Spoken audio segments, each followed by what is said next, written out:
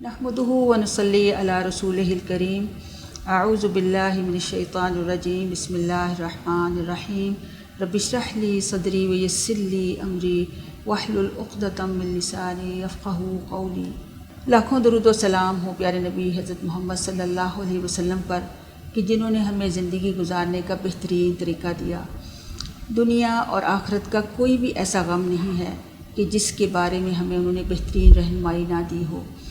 ہم معجزات نبوی یاد کر رہے ہیں، ان کو سیکھ رہے ہیں اور سمجھ رہے ہیں۔ اللہ تعالی ہمیں ان دعاؤں کو صحیح طور پر سمجھنے اور ان کو مانگنے کی توفیق عطا فرمائے۔ یاد رکھیں کہ دعائیں پڑھی نہیں جاتی بلکہ مانگی جاتی ہیں، اور اگر وہ نبی صلی اللہ علیہ وسلم کے الفاظ ہوں تو پھر ان کی قبولیت میں کیا شک رہ جاتا ہے۔ آئیے آج ایک اور استعاذہ سیکھتے ہیں کہ اس میں نبی صلی اللہ علیہ وسلم نے ہمیں کن چیزوں سے پناہ مانگنے کی تعلیم جو ہے وہ دی ہے۔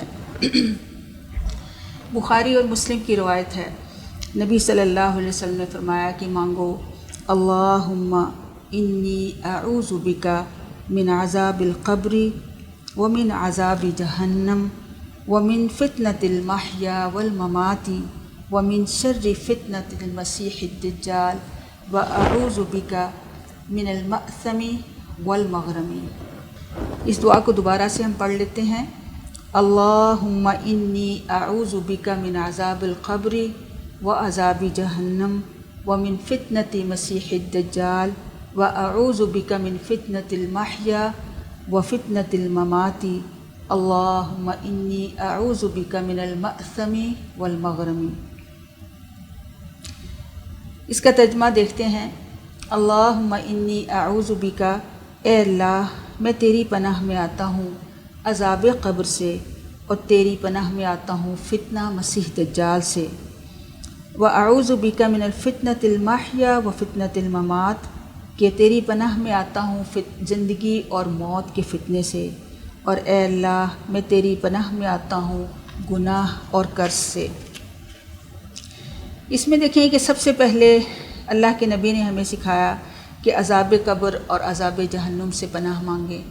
عذاب قبر ایک حقیقت ہے، قرآن و سنت سے اس کی وضاحت ہوتی ہے۔ قبر قیامت کی منزلوں میں سے سب سے پہلی منزل ہے، اور حدیث میں آتا ہے کہ بہت سے کبیرہ گناہوں کی وجہ سے کسی مسلمان کو بھی عذاب قبر ہو سکتا ہے، اس لیے اس سے اللہ ہی کی پناہ حاصل کرنی چاہیے اور کبیرہ گناہوں سے اجتناب بھی کرتے رہنا چاہیے۔ پھر اس میں اللہ کے نبی نے ہمیں فتنۃ المحیا والممات سے اپنی پناہوں میں آنے کا حکم دیا۔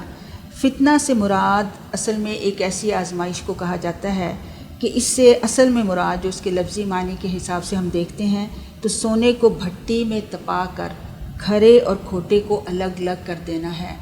اس سے مراد یہ ہے کہ اللہ مجھے زندگی اور موت کی ایسی مشکلات سے بچانا جن کی شدت مجھے بھٹی میں تپائے ہوئے سونے کی طرح گھلا دے۔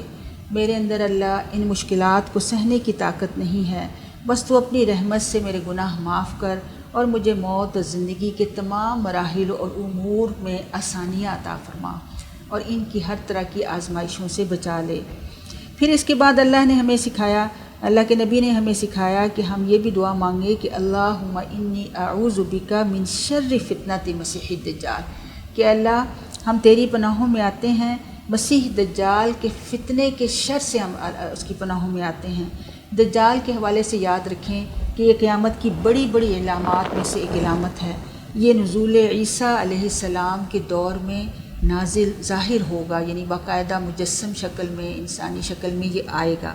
اس کا جسم موٹا ہوگا، قد پستہ ہوگا، بال گھنگریالے ہوں گے اور اڑی ہوئی شاخوں کی طرح ہوں گے۔ ایک آنکھ کھویا پھولا ہوا انگور، سر سانپ کی طرح چھوٹا، سخت غصے والا اور بڑا ہی مکار اور ماہر شعبدہ باز ہوگا۔ اس کے ایک طرف آگ ہوگی، ایک طرف پانی ہوگا، وہ لوگوں کو قتل کر کے پھر زندہ کرے گا۔ لوگ اس کے شعبدے دیکھتے دیکھتے اس کے پیروکار ہو جائیں گے۔ تو یہ بہت بڑا فتنہ ہوگا۔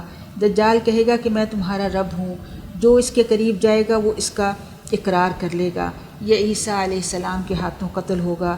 رسول اللہ صلی اللہ علیہ وسلم نے فرمایا کہ آدم کی پیدائش سے لے کر قیامت تک دجال سے بڑا کوئی فتنہ نہیں ہے۔ تو دجال نے ابھی آیا تو نہیں ہے، لیکن اس کے فتنے جو ہیں وہ جگہ جگہ پھیلے ہوئے ہیں۔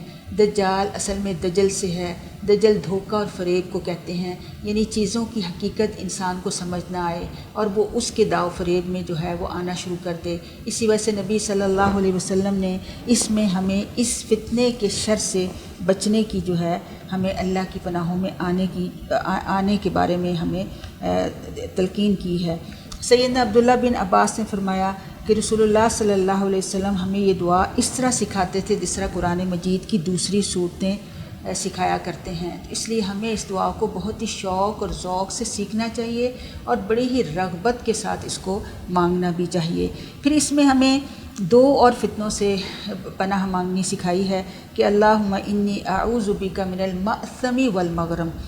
مأثمی یعنی اے اللہ میں تیری پناہ میں آتا ہوں گناہ سے، اسم سے ہے نا کہ یہ گناہ سے تیری پناہوں میں آتا ہے، یعنی معصم سے مراد یہ ہے کہ انسان کا گناہ میں پڑ جانا۔ تو اللہ تعالیٰ ہمیں ہر طرح کے گناہ میں جو ہے اللہ ہی ہمیں بچا سکتا ہے، اس لیے اللہ کی پناہ مانگنی چاہیے۔